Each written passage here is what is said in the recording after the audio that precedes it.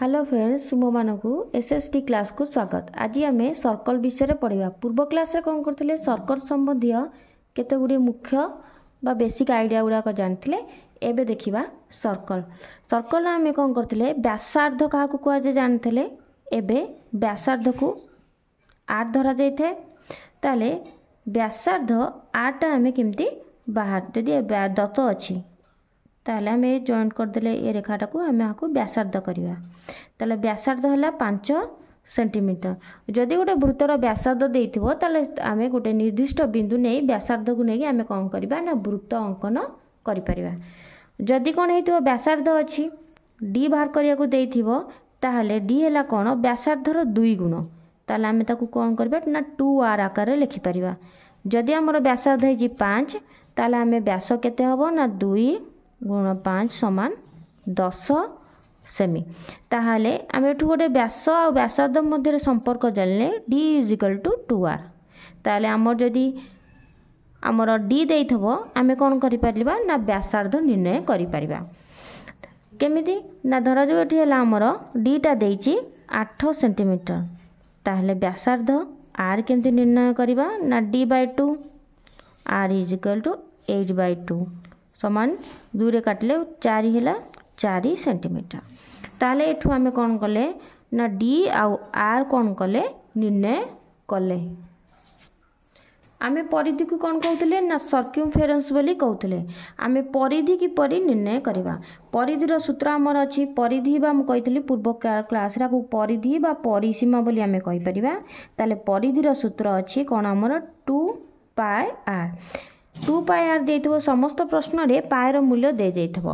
आमे पायर मूल्य जदि 22/7 देइथबो आमे पकेइबा ताले 2πr रे कोन हेतिबो ना एठी r रो मूल्य एठी दत्त थिबो। जदि दत्त r थिबो ताले सूत्र पकेइ कि आमे कोन करिबा ना 2πr रे परिधि निर्णय करिबा।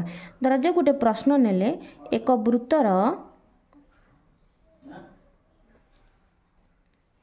वृत्तर व्यासार्ध होइछि 6 सेंटीमीटर हेले यार परिधि ताले कोन हेछि ना एक वृत्तर व्यासार्ध 6 सेंटीमीटर हेले यार परिधि निर्णय करबा।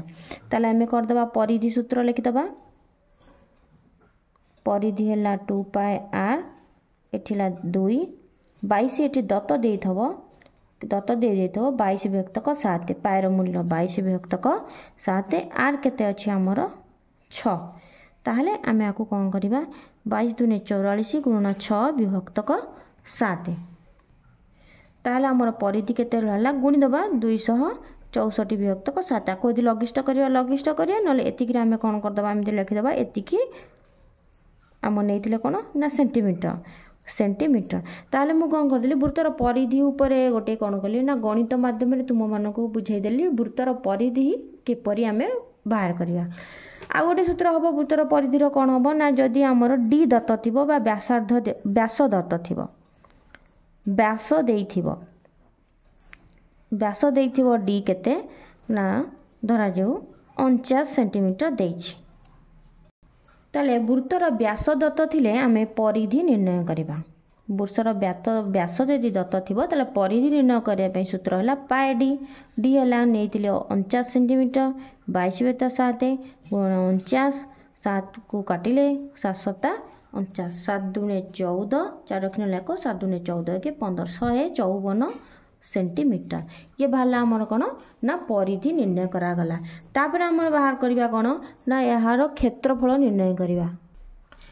प्रश्न गोटे आसला वृत्तर व्यासार्ध यदि देइछि 14 सेंटीमीटर ताले यार क्षेत्रफल निर्णय करबा। ताले वृत्तर क्षेत्रफल सूत्र अछि जदि व्यासार्ध दत्त थिबो वृत्तर क्षेत्रफल हला हमर कोन ना पाए r²। जदि व्यास दत्त थिबो ताहले वृत्तर क्षेत्रफल सूत्र केते हबो ना पाए d। ताले अछि हमर कोन वृत्तर क्षेत्रफल अछि पाए r²। पाएर मूल्य 22/7 पकेइले r हैला केते 14। ताले 14 गुणन 14 7 रे काटले 7 दूने केते हैला ना 14। ताले कोन हैला आको हमें गुण देले 44 गुणन 14 हैला। तापरे गुणफल हैला 616 वर्ग सेमी ताहले आमर ये कौन है ना वृत्तर क्षेत्रफल बाहरी पड़ला जदि आमर देइथबो वृत्तर व्यास निर्णय व्यास देइथबो आमे क्षेत्रफल बाहर करबा ताहले एठी देखै दोछि जदि व्यास निर्णय करा देइथबो सेही व्यासर मूल्य जदि हेइथबो 49 सेंटीमीटर ताहले आमे एठी कौन कर देबा ना परिधि आमर केते जो ना पाए डी 22 विभक्त 7 गुणन 49 हे जीवो एबे लघिष्ठ कर देबा 7 7 49 7 दूने 14 4 रखने लायक 7 दूने 14 के 15 154 वर्ग सेमी हबो कन केतेला 749 हला 7 दूने 14 4 रखने लायक 7 दूने 14 के 15 तले एपरे हमें कोन गले वृत्तर बेसिक आइडिया अनुसार हमें तार क्षेत्रफल परिसीमा और परिधि निर्णय कले आ परे नेक्स्ट क्लास रे मु कोन करेबी वृत्त संबंधी आउ केते गुडिए तथ्य मु नेक्स्ट क्लास को आनिबी जदि क्लास टी भल लागिथिबो निश्चिंत लाइक और सब्सक्राइब करिवो नेक्स्ट क्लास रे हमें कोन करिबा ना 8 ठारू टिके अधिका देखिबा।